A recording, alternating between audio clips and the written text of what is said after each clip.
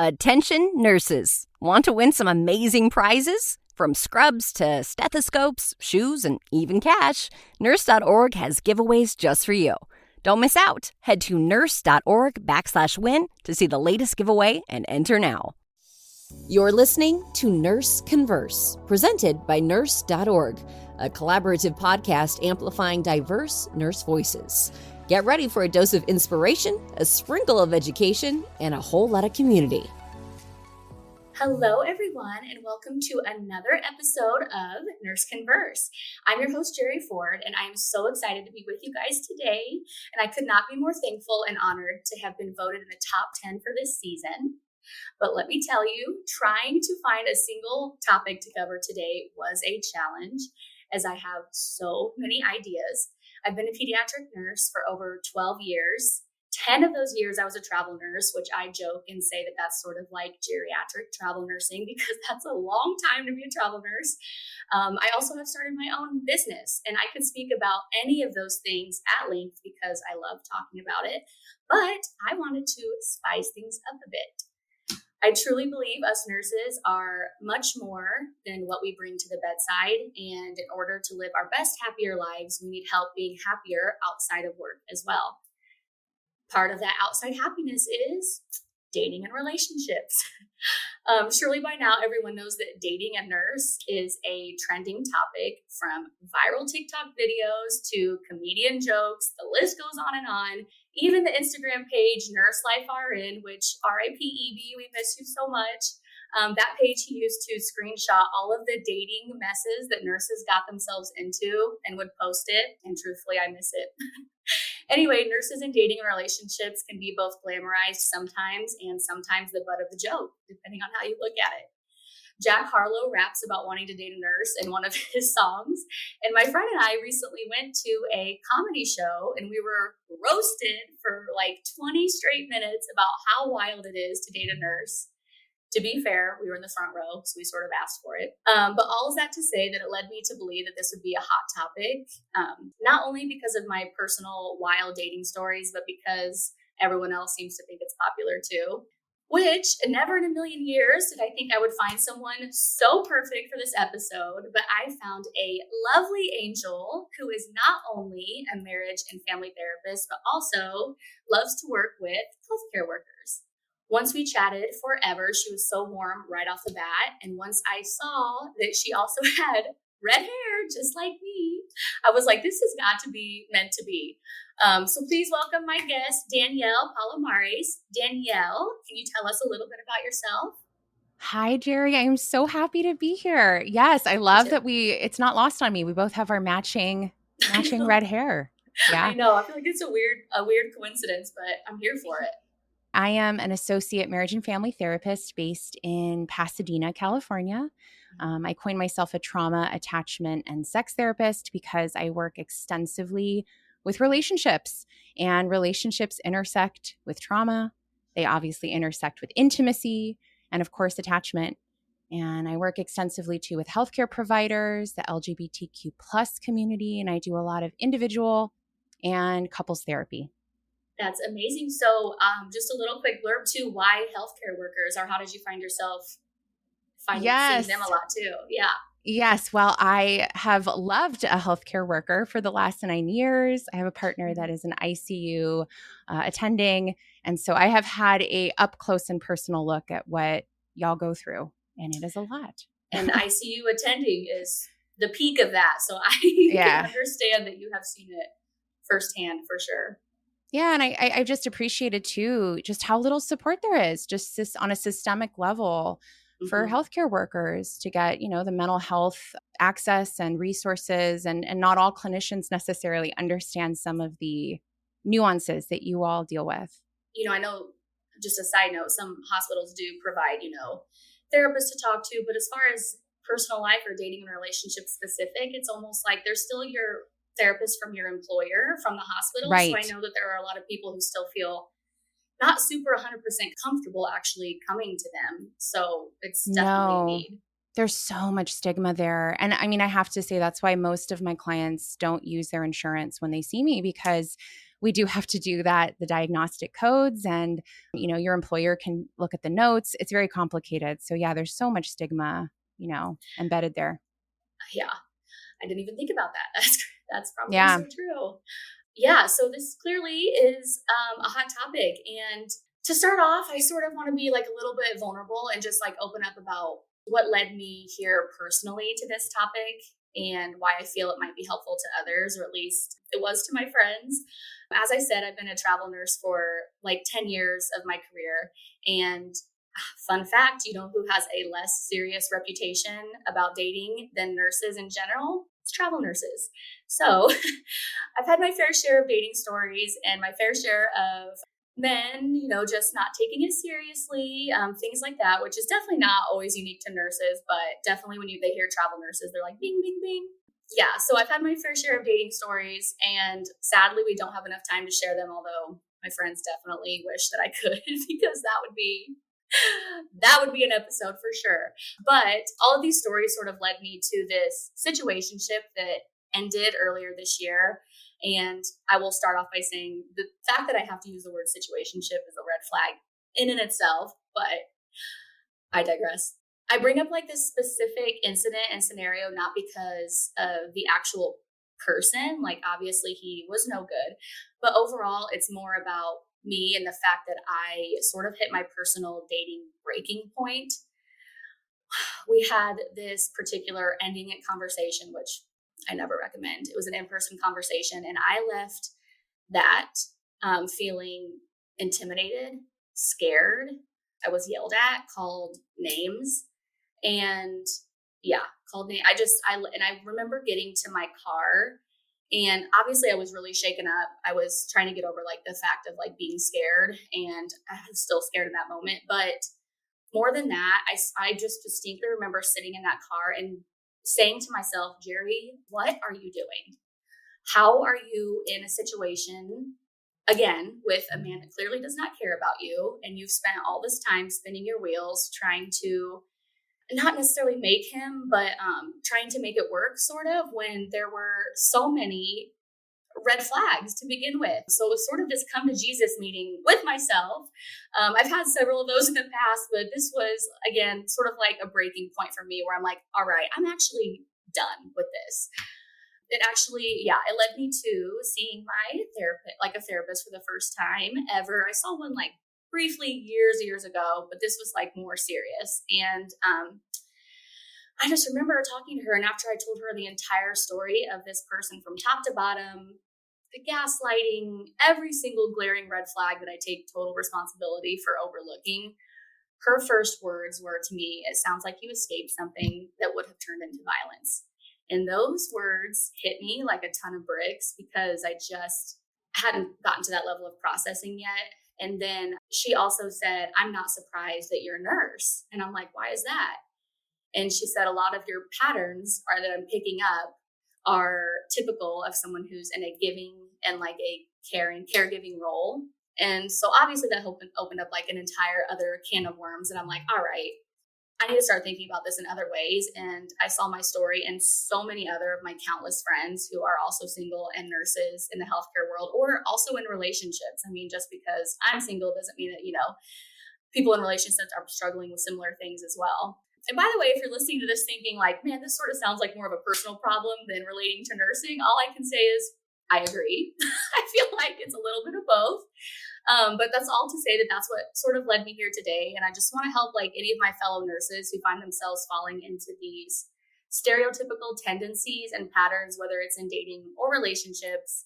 And I just know that like, if this nurse can be helped by a therapist and help being like a better person outside of the hospital, then I'm going to be a better nurse inside the hospital. So that's what got me to this point today.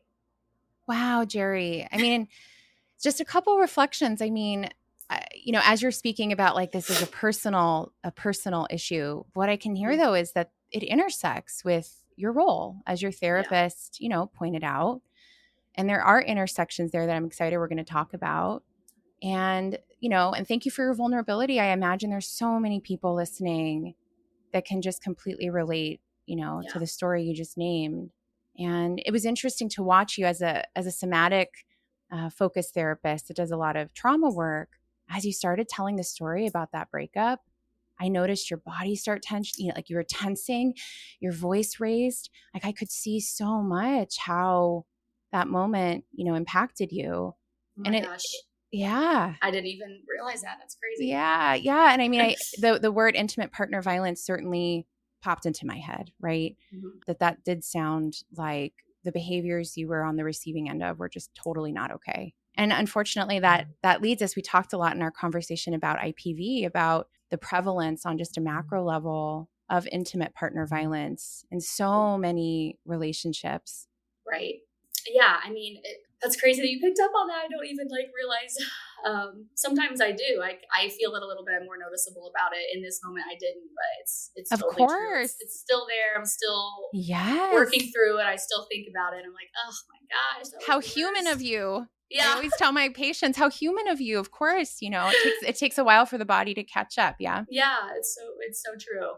But I also know that this is not unique to me. It's of course not unique to nurses. This is something that happens to everyone. Of course, there are patterns that we fall into, tend to, but we can get into that a little bit later. But overall, what are the most common patterns you see when you are talking to nurses or healthcare workers?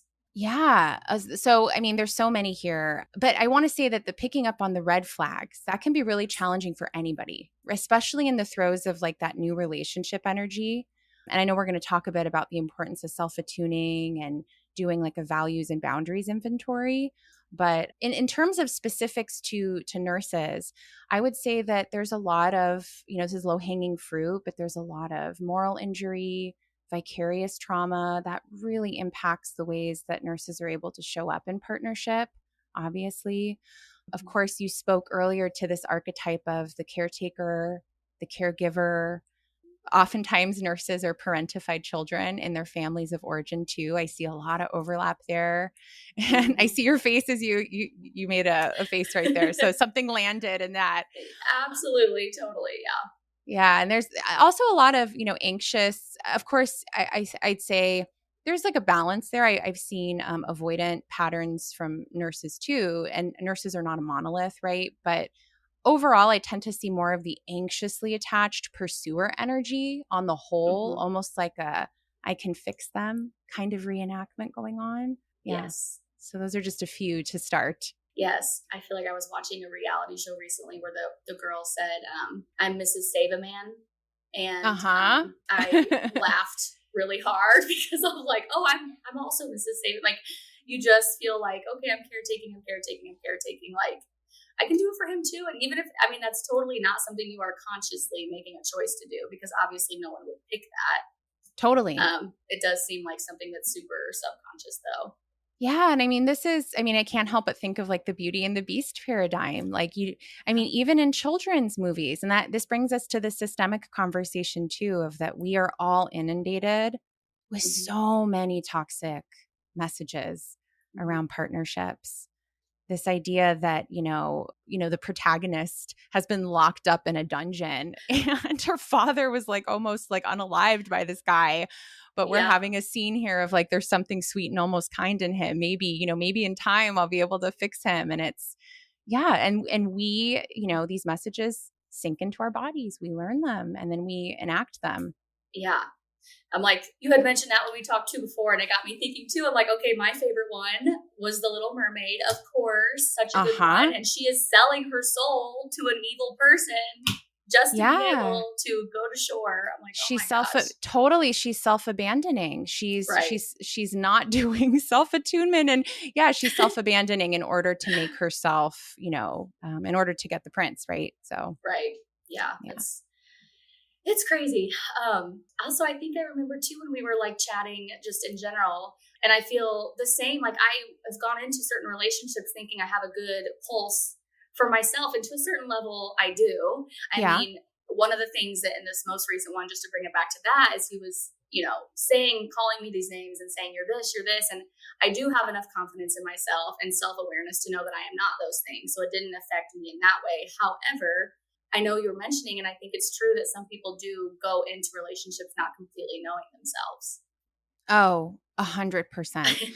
I Right. mean, I work a lot too, not just with healthcare workers and hospitalists, but I work a lot with therapists. And even with therapists, it's interesting to see that it is hard to organize to assemble one's inner world, to Right. understand why we're feeling certain things. What are they telling us about our attachment longings and our needs? And then how are we showing up in our partnerships? Even therapists have a hard time with those skills, right? Right. Enjoying this episode? We want to hear from you. Share your feedback and support your favorite host by completing a quick survey, and you'll be entered for a chance to win a $50 Amazon gift card. Head over to nurse.org/podcast and let us know what you think. Yeah. And I know another one too is, and I think this is probably not even specific, which I know we'll get more into like in a little bit, like specific just nursing issues or issues, but I know like a boundary thing as, I personally have a boundary issue. I mean, I more than just the red flags thing, that's like my number tip top. Like, I wish I could get into examples specifically of all these red flags I've overlooked over the years, but also I would say my number two thing is like boundaries in relationships and being able to assertively make those. Yeah. Whenever I hear that, to me, again, it goes back to this idea of knowing thyself, right? Because a boundary is really our job to, enforce, to name, to know what it looks like, and to know what the consequence is if there is an overreach or an overstep. And so boundary work has a lot to do with getting very explicit around what is and is not okay for us and our needs. And then being able to articulate that. Easier said than done, right? That's what I was going to say. I'm like, what if it gets to a point where you're like, I actually don't know, or it's like, something feels uncomfortable, but how do you express it? I mean, is that something obviously someone can work through in therapy or with somebody? Yeah, that's a great question, Jeri. So I do something called parts work. It's kind of a certain kind of branch and style of therapy that can be really helpful when it comes to dating, and especially folks that do find themselves making a lot of concessions, self-abandoning, like Ariel, trying to fix Right. the beast, right? And parts work is sort of this idea that like we do have a core wise adult self that we can access that has certain qualities like it's our calm self, our grounded self. It's the self that understands what our values look like. And then we have these other parts that show up. And I'm sure most of us can relate to this idea of like one part of us wants something and the other part is saying, don't do that thing. And so it sounds like for many people, when they go into dating, it's almost like that wise self energy leaves the room. And we have this other part that shows up and blends and takes over and says, you know what? Let's forget about all that. Let's forget about that. And usually that part is trying to get something. It has a goal. Maybe it's connection. Maybe it's to be seen and loved finally. But whatever it is, unfortunately, sometimes that part, when we let it take the wheels, it's usually a very young part. It can really cause the car to go off the road. Oof, it sure can.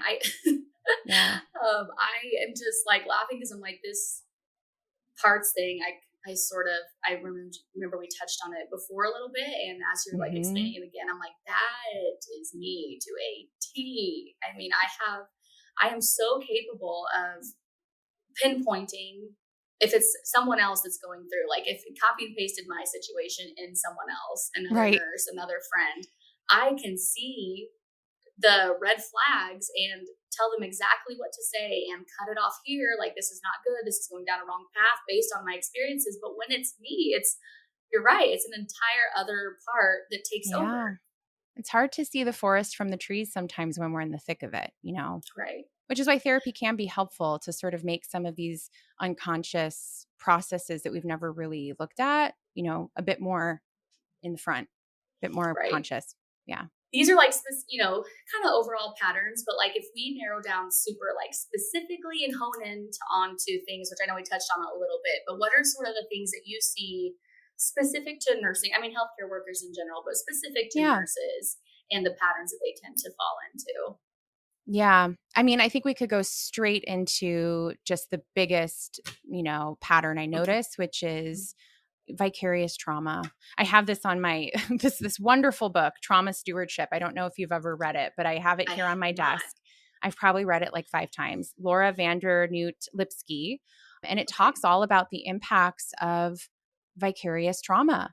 And so explain a little bit what that means. What is vicarious trauma? It's trauma that you have that gets stored in your own body because you've witnessed a lot, because of your role as a caretaker, as a healer, and I think it's a very minimized form of trauma, especially within the system. You got to tough it out, right? Like you got to keep on going. You got to compartmentalize. Yeah, you have no other option.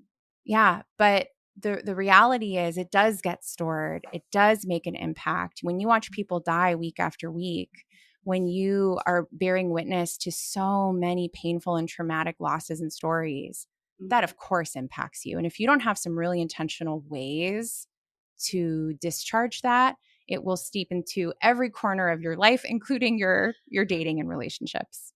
Important that you mentioned that too, just because, just thinking about relating it, obviously I've seen that in my past relationships that seeped in all the time. But also I feel like that would seep in more in relationship, but also when relating it to dating, it seeps in there too.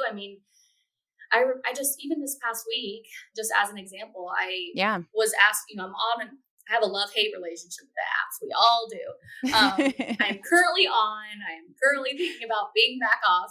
But I just know that this past week, I've had 2 different possibility updates, and like maybe the beginning of this week. And last week, honest to God, was probably one of the hardest weeks I've had in my entire 12-year career. The amount of just traumatic stories on top of many patient deaths. So much so that the hospital therapist came in to talk to our unit. And I have never seen that happen in my whole year. So I know that's like an extreme version. Not every week is like that. But in this particular instance, I remember both of these potential dates are not really taking the reins very much. They're not saying like, here's a time, here's a date, here's a place. And I need that so much, especially on weeks like that, and especially starting off, because it's already a little bit exhausting to meet someone new, which I realize it is for them too. But on top of the week I had, I don't have the wherewithal, and I can't even wrap my head around making plan to meet a stranger. I need you to do it. But then if you come off too harsh and aggressive, like, oh, you're not making this plan, blah, blah, blah, then I'm like, I don't want to sound like a crazy person either. So it's this just back and forth battle with yourself about like what you need, and just truly mental and emotional exhaustion from the week that you just had.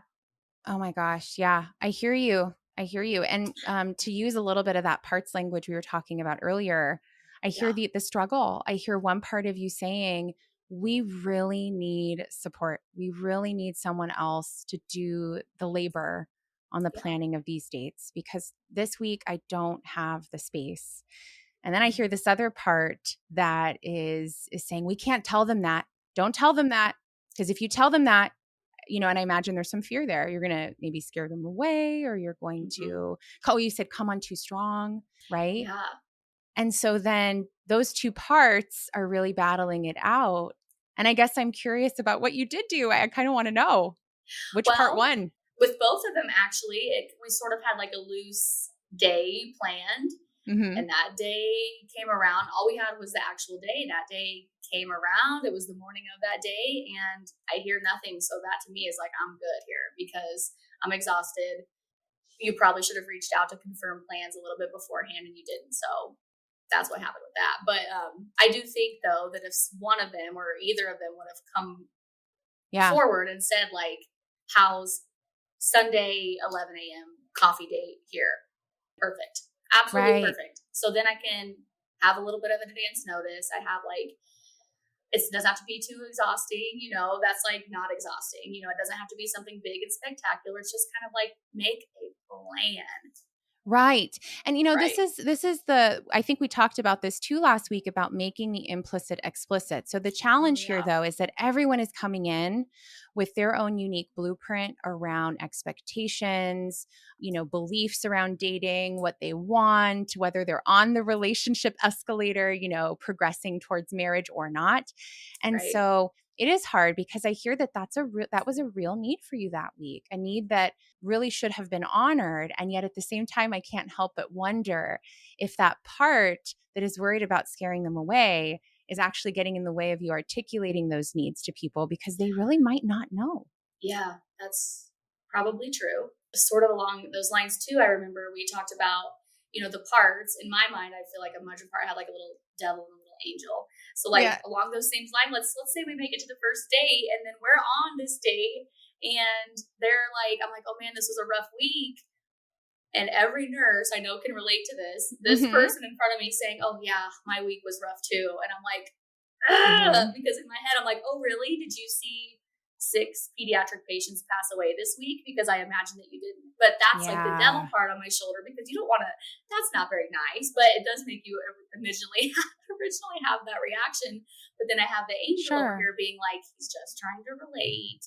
He's not diminishing what you have. So it's just this struggle always. And I feel like, man, my nurse friends and I talk about this constantly. Yes. It's a struggle. And then you don't want to be like, well, mine was actually really bad because, I mean, imagine I said, oh, I lost 6 children this week to a first date. And they're like, oof, like, like, again, I'm worried that that's going to scare somebody off. Yeah. Yeah. So I hear these two pieces. There's the piece around whether or not to share certain pieces of what you hold during your week, because that might overwhelm and kind of scare them. Right. And then there's this other part around feeling invalidated because your own experience is so intense and is so traumatic that when someone else comes in and says, well, me too, that can be very frustrating and invalidating, right? A little bit. Yeah, of course. And I can't help but also think about some of not to say that this is specific to this situation, Jeri, but just backing up to that conversation around vicarious trauma, that some of the symptoms of that are an inability to listen, an inability to hold space for other people, is a reduced capacity for empathy. It's ironic because we go into these fields as healthcare providers with so much empathy. That's why most of us are here, because we care, right? Mm-hmm. And the vicarious trauma and the exposure to so many of these events chip away little by little at our capacity to really hold space, for example, like on that date with another partner who said, yeah, I had a really hard week too, which is his truth, right? So it's both and, I imagine. Yeah, and I have to consciously take a step back and say, I don't want to be that person that's like, I have the hardest job and sorry you don't, because that's not true. I think logically, I know that's not true. In that moment, that's my gut reaction. And I know that that's something that, nurses struggle with. So I can see that being not only just on a first date, like a trauma dumping situation, but also being able to, having to work on holding that space when you're actually in the relationship too. Yeah.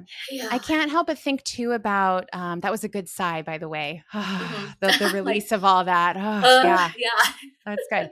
I can't help but also think about one of the challenges that healthcare workers face and nurses face is whether or not you want to date someone in the field, because on one hand, they will have a greater sense of potentially empathy and understanding and a lived understanding. And they may also have their own, struggles unique to being a healthcare worker. Whereas a person on the outside, there may always be this sense of just they will never be able to truly empathize with your lived world and experience. And so how can you resource yourself with colleagues, community, friendships, and other people who can offer that kind of support during those weeks? Right. That's a whole other struggle too, for sure. Yeah. Yeah. I think also something you said to me that was just in our conversation about this podcast, I'm like, oh my gosh, she's kind of giving me little tidbits too, is just when you finally get to a point where you know what your boundary is, what red flag that you're not willing to accept. And you are so far as to know that you need to speak up and you say something. I remember you telling me sort of being willing and okay with the fact that that might push them away. Yeah. And be okay with that being the consequence, because absolutely that means that they weren't right for you. Absolutely. I think the question is, what would it mean to be okay with scaring off the wrong people? Mm-hmm. What is scary about that to different parts on the inside of risking losing people that are not for you? Because that really is what dating should be. Dating should be a workshop in rejection, a workshop in saying no, a workshop in turning away the wrong options, as opposed to a workshop in saying yes to, and it is interesting too, just as a total aside, oftentimes when I'm working with my patients, they'll be like, oh, I've gone on so many dates. I funneled through so many people. And then we actually take an inventory and it's like, oh, I've actually gone on 5 dates in 2 years, or I've been on 10 dates and and it's like you actually have to meet a lot of people and learn how to get comfortable saying no. And to find those matches that are right for you. Gotta kiss a lot of frogs. Yep. That's what they say. Yep. So that's amazing. And this is like so helpful. And I hope it helps somebody else. I know too, can you mention the book again, the Vicarious Trauma book? Yeah, this has been a great one. It's called Trauma Stewardship, an everyday guide to caring for self while caring for others by Laura Van Dernoot-Lipsky. It's great. It has some really great strategies for dealing with vicarious trauma. I will definitely read up on that one. I feel like that is so specific to nurses, 100%. Oh, yeah. I know that when I was going through my own journey and talking to my therapist, she recommended something that falls into all of this is that book called Codependent No More. That's a great one. That was wonderful. Even if there were chapters that I didn't personally relate to myself, some I definitely did. There were some that I didn't, but I saw those patterns reflected in other family members that happen sometimes too, or just ones that I'm like, oh, I could see how. So it was helpful regardless of whether some of the chapters I could relate to, but there were some that I'm like, oh my gosh, that's so helpful. And then I remember you mentioning an attachment style book as well. Yeah. And also the book right now there's Attached, which is a pretty famous book. And then the one that comes to mind too is CPTSD, From Surviving to Thriving. I think that's by, I don't want to get this wrong. I think it's Pete Walker. And that one is great because I think there are really, so many of these issues, and we talk about relationships and attachment. We can't not look at what happened to us, what happened before, what was our childhood like. And a lot of complex trauma stems from attachment injury. And so that book is really great because it does break down for folks that might have more acute, attachment injury from childhood. That one's a really good one to look at. This is amazing. And I can't wait to get my hands on 2 of those books. So yeah. So Danielle, you work closely with healthcare worker trauma that doesn't necessarily involve dating, but if they want to find you or they're interested in working with you at all, where can they find you? Yes, I'm open to serving folks in California, and they can find me at DaniellePalomares.com. They can also connect with me over on Instagram or TikTok for folks that are out of state. That's at Danielle Palomares MFT. Amazing. Thank you so much. I can't even begin to describe how awesome I feel like this topic was. And everybody, if you want to hear more from either of us, please reach out and review this podcast on whatever streaming platform you are listening on. My name again is Jeri Ford. And if you want to talk to me, it could be about this episode. It could be about dating, travel nursing, pediatrics, starting a business, whatever it is. I love chatting with nurses. I love mentoring new nurses or other people and just having an honest, open conversation. My Instagram is JeriLynn_89. I think you can also just search Nurse Jeri. And again, please rate and review. Send this episode to a friend you might think need it. And again, Danielle, thank you so much. It's been a pleasure. No, thank you, Jeri. It's been so awesome to be here. Thanks for joining Nurse Converse, brought to you by Nurse.org. Help us grow by leaving a 5-star rating and review on your favorite podcast platform. Nurse.org supports nurses with career and education tips, life advice, and breaking news. Thank you for all you do and for being you.